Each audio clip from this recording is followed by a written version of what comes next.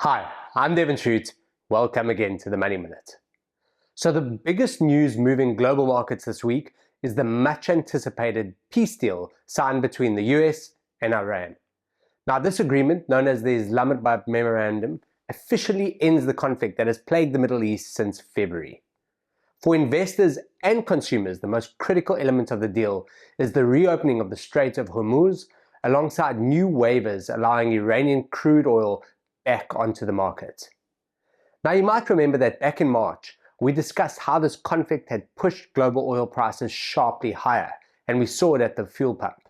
Now we are seeing the reverse play out right now as global energy markets breathe a massive sigh of relief. But what does this mean for us here in South Africa? So as oil prices ease, it removes a major threat to our local inflation outlook. This opens the door to much needed relief at the fuel pump for South African consumers, which we're likely to see from as early as next month.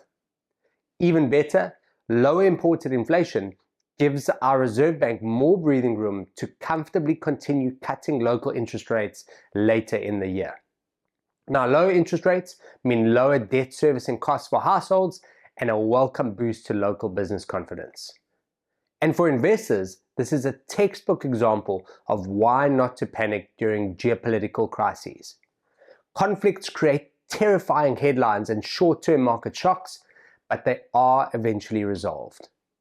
So by staying patient and holding a well-diversified portfolio, you protect your capital through the storm and position it to capture the recovery. Thanks as always for watching. Have a great week.